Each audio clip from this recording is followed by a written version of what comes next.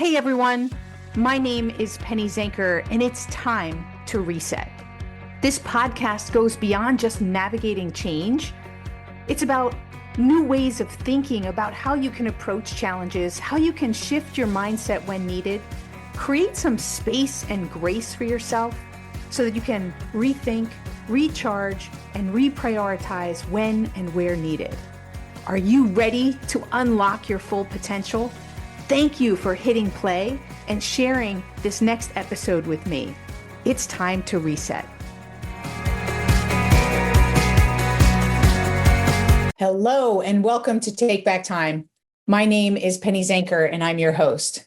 And on this show, we're looking for unique individuals, thought leaders, people who are going to challenge you in the way that you think so that you can work smarter, not harder. So today, I'm excited to be talking about how to lead transformational change. It's absolutely key in today's workplace. And unfortunately, as I've understood, I think it was Harvard Business Review said that 75% of change initiatives fail. Whoa. So I'm excited to have an expert here to talk about how we can approach this differently. So John Rossman is here with us. Yay! He is author of 4 books on leadership and business innovation, including the bestseller, The Amazon Way, and Big Bet Leadership. He's an early Amazon executive who played a key role in launching the Amazon Marketplace in 2002. And today he's a leading keynote speaker on leadership, innovation, and transformation. And without further ado, John, welcome to the show. Penny, thanks for having me on Take Back Time. It's great to have you here. Wow, so many questions that I have for you and so little time for us to explore it. So let's see. To dive a little bit into your past experience, you were in that rapidly changing, everything's been changing a lot now as well, but you were in that space before everybody else was. Let's say it like that, right?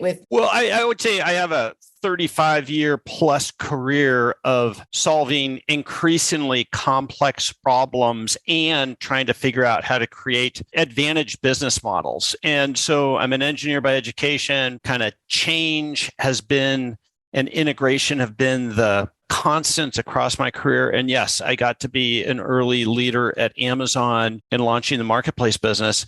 I left Amazon in 2005. I was a partner at a firm called Alvarez & Marsal for 12 years, had a bunch of really great clients grappling with complexity, the need to compete, the need to change. And I saw a bunch of great stories and leaders who were great operational leaders, but they did not fundamentally understand how to lead a transformational change. And that's really the story that we're unpacking in Big Bet Leadership. Awesome.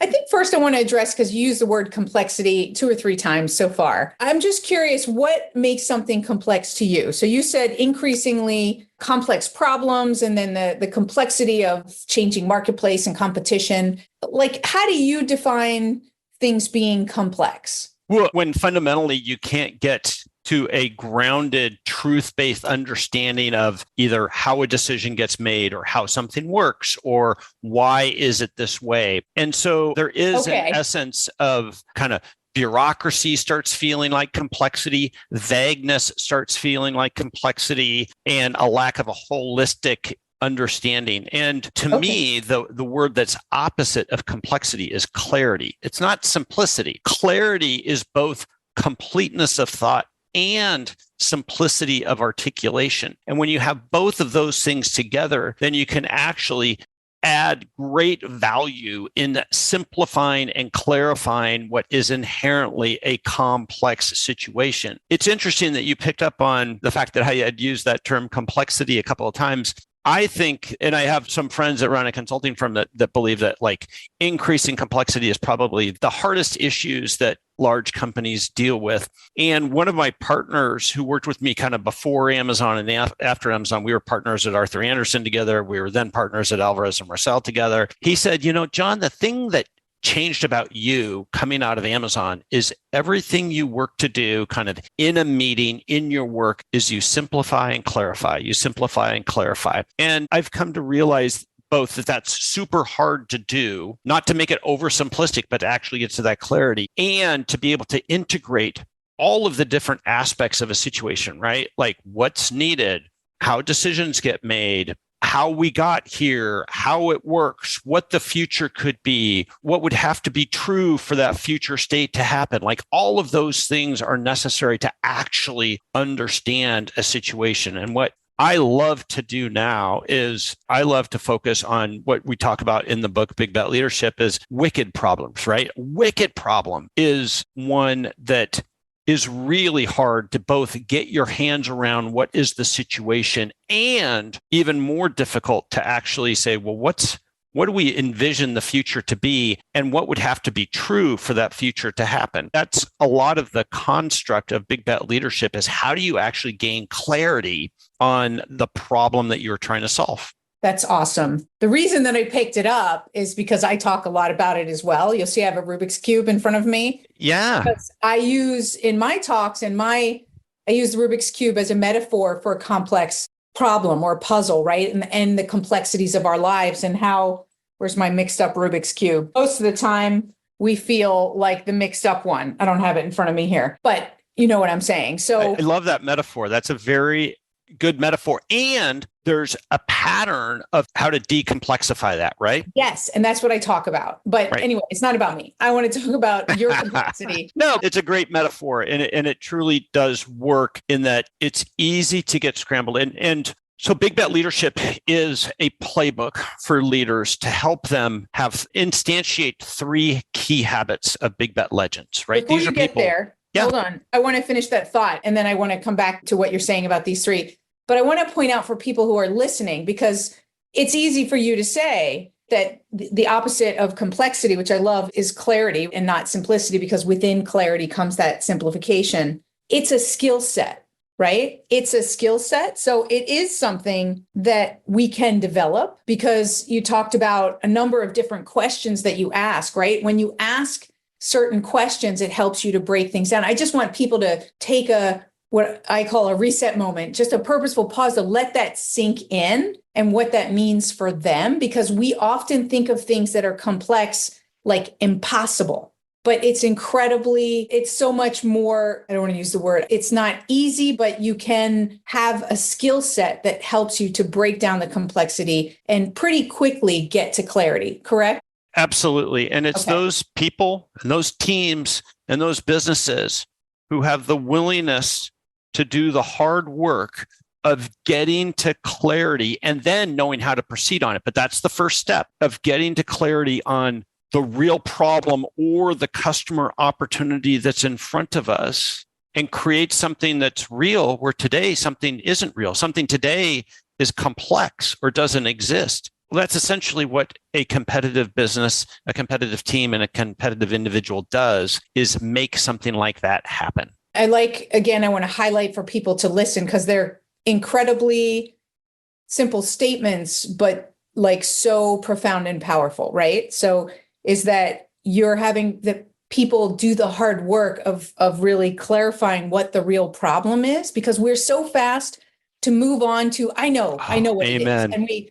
And we go and we start doing, and hey, if I'm going to point one finger at you, I'm going to point 2 back at me, right? Like I have to purposefully stop and force myself to ask a few questions, and because I want to get going. But that's when speed can slow us down, right? We have this concept of kind of the problem space versus the solution space. And especially in these non-trivial situations, the temptation is that we don't dig deep, right? We just look at it at the surface level, and man, we're agile, we move fast, we fail forward, so we just move on. No, resist that temptation. You have to stay in the problem space longer and really dig down into the dirt and be willing to get to the uncomfortable truth and things that take a while. Like you got to chew on this stuff for a while, right? To get to a deeper understanding of truly like what's the job to be done? What's your customer trying to get done? So in the book, we leverage what the Amazon kind of working backwards technique, which is about memo writing. So we reverse engineered the Amazon working backwards technique. And the first memo that you do as a team or as an individual is what we call the what sucks memo, right? And the what sucks memo is about helping to do exactly this: slow down, truly understand the problem, the customer, what they're trying to get done, and what is the essential truth of the pain point that they are trying to get done. And your hypothesis, your guess, your smart guess, what the killer feature would be that would solve this intense customer need, what sucks for the customer or the situation. But again, as you're pointing out, which is absolutely on point, it's like, hey, we like to move really past avoiding the hard work of getting to the essential truth. As you were saying, we like to move. All I could think of was move it, right? That we like to move it. Sorry, I regress. But okay, so I cut you off. I want to go back to some things that you were talking about. I just wanted to make sure that it landed with people. So we've been talking about the first of what we think are the 3 critical habits of becoming a big bet legend. Somebody who has a system, a playbook for actually how to solve these wicked problems and create transformational change. Not trivial problems, but hard problems, right? First is create clarity, right? We've been talking about is creating this clarity. Mm-hmm. The second habit is they maintain velocity, right? And so once we have this deep understanding, in most organizations, they go, great, start off with great enthusiasm, but then they truly run this initiative, this project as just another project, and it slows down. And that is where so many of these transformational changes suffer a painful death. And then the third critical habit, which is maybe the hardest. Wait. I want to hear more. I want to hear more about this painful death. Sorry, just creating the general frame here. So. Oh, okay. And then you wanted to dig deeper? Sure, absolutely. Okay, that's fine. I get so curious as you're going through there. Okay, so go ahead. And then the third critical habit is they accelerate risk and value, deferring out big commitments and all of the work that has to be done, right? So they recognize what's really hard about the situation, and they find clever ways to experiment and test those out first before big commitments. So those are the 3 habits. So the third one, accelerate risk and value. Accelerate risk and value. Okay, got it.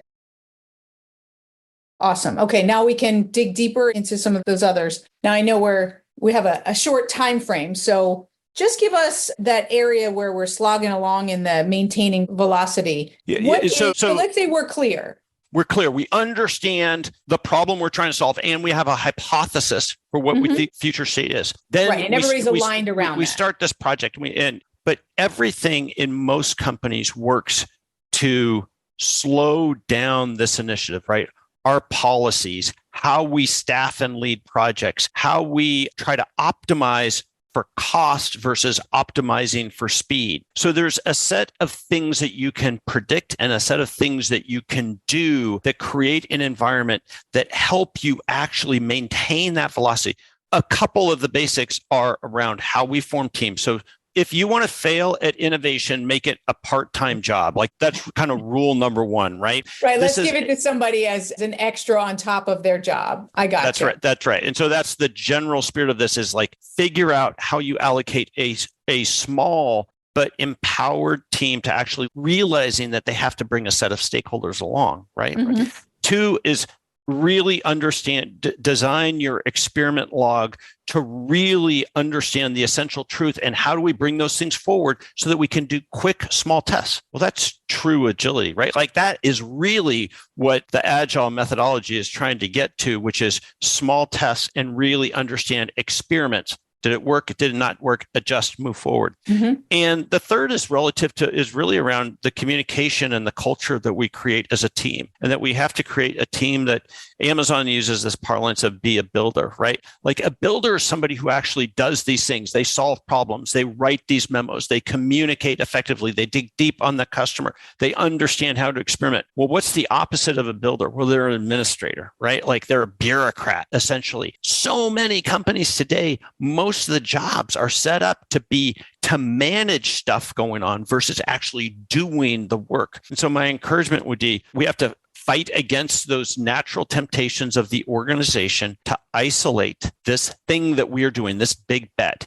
and treat it differently. And that's what maintaining velocity is about. Gotcha. Let's say we want to have like agile organization, right? So does that mean we use these same principles, but we do it across the organization? So we redefine our roles and we make our team smaller and more nimble. Am I scaling that right? So not everything that we do as a business. In fact, a small fraction of our resources go towards these transformational changes, right? And so there's value in agility in our operations, in everything we're doing. And I do think that some of these traits, there's a continuum of how they apply in a situation like an operational improvement situation or something like this.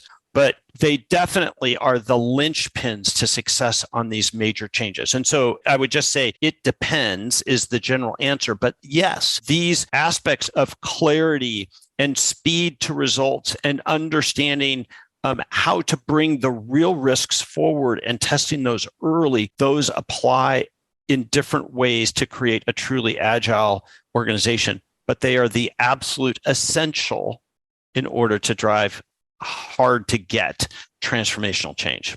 Awesome. And then the last one, when we talk about accelerate and accelerate risk and value, which is the exact opposite of how most organizations approach these things. Well, what do? They have an idea. They don't fully understand it. They start off with this fuzzy notion of the problem and this fuzzy notion of where we're going. And then what's the first thing they do? They commit to the results of this project. And then they start the 18 to 24 month slog of doing the engineering work, doing the platform work, doing the change work. And it's not till the very end that they actually go and test the really hard things that tend to be adoption, unit costs, customer acquisition costs. All of those things get deferred until the end. And what you have to do is figure out, A, what are the true hard, high risk things to do, and flip the script and build backwards. Bring those things forward, defer the big commitments until we've tested these things and we understand them. So the name of the book is Big Bet Leadership. Ironically, the big isn't the size of the bet. The big is about the ambition that we have. And the whole mission is to both increase the ambition while decreasing the downside risk so that we test them out before we make the big commitments to these. I love that. You know, and it's what's so great is listening to you speak, right? To me, like I'm hearing the years of experience that go into simplifying something into 3 steps. You know what I mean? Because I'm sure that it's not just something that you pulled out. You've lived this, you've experienced it. You have various different examples of where this has gone wrong, terribly wrong. And right, both in my career as well as exemplars. And it really gets to, you started off this discussion with the problem we're trying to solve with this book is these transformations have an incredibly high failure rate, but they're needed. And the hypothesis of the book, the preface of the book is more are going to be needed. So the subtitle of the book is Your Transformation Playbook for Winning in the Hyper-Digital Era. Well, what's the hyper-digital era? The hyper-digital era is essentially this coming period. Even more change is going to be thrust upon us. And it's those organizations who can create transformation as a core capability in addition to operational excellence. You need both of these playbooks. You need to be ambidextrous in nature, right? You need to be both a world-class operator and an innovative, transformational, excellent organization. Well, that rarely exists. There's a handful of companies out there and leaders who have really figured out a playbook to do this. And that's our goal, is to help leaders become better at this essential part of their job to be done. So what percentage of mindset, I'm going to get a little self-serving here. What percentage do you believe is mindset oriented because of the way that we have always approached change and the way that we need to approach change? And I would say how we've been educated and how we've been rewarded and all of those things. I think it is, let's call it 70% kind of mindset skills and awareness, and then 30% kind of tactics that you do. But if you don't fundamentally change your belief systems, like, oh, I need to do something different, the thing that I believe is the right thing to do in this operational space, well, that's actually the wrong thing to do in this change space. Like, that's the mindset I think you're talking about shifting.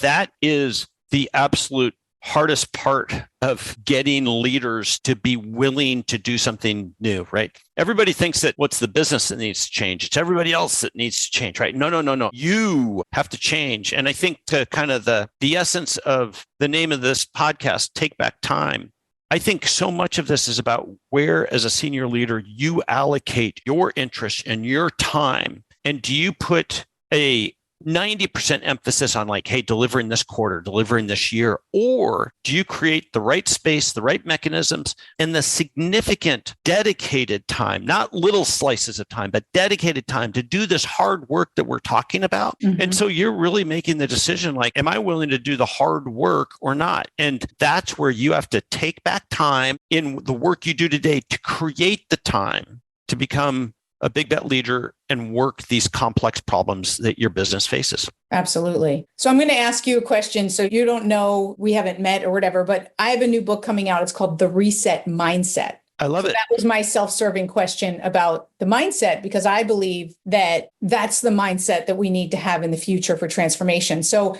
I know you don't know anything about it, but I'd like you to, from your perspective and your background, how would you define a reset mindset, and how important is it in this transformational space? Well, Satya Nadella, who's the CEO of Microsoft, he's one of the 4 kind of big bet legends that we worked for and modeled this book off of, plus coupled with our own experience. And one of the things that Satya did in resetting Microsoft, extremely like the dominant company of the PC Wintel era and everything. And that's the hardest thing to do, is to reset a company that's been so highly successful, right? Absolutely. But what the mindset change that he defined for Microsoft is that we need to shift from a know-it-all company to a learn-it-all company. And I think that is the fundamental humbleness, willingness to learn new things, willingness to challenge what you believe. The things that have got you here may not be the things that get you there. Like, all of those cliches are absolutely true, but it starts with the willingness to recognize what are the true hard problems in your business and that your customers have, the willingness to dig deep on those and get to an essential truth relative to it, and the willingness to change the way you work in order to experiment your way to proving those things out before you bet big. Like, that's the essence of being a really good applied strategist and an innovator. That's awesome. Well, thank you so much for being here. I could keep talking to you and keep asking you questions, but we're out of time and probably out of people's attention span. So where can people get a hold of your book? I mean, clearly it'll be in the show notes, but also hear more about you. Yeah. So any bookstore, Amazon, Barnes & Noble, any of those, really beautiful hardcover book. And the Audible book is very, very good. We made it very readable, so it's a very good listen. You can go to bigbetleadership.com. We have a bunch of free resources that take the story and give you tools and templates for free to put it into action. And then you can get a hold of me at Rossman Partners or johnrossman.com or on LinkedIn. Fantastic. Thank you so much for being here. Penny, it was a real pleasure to get to meet you. So thank you for the time.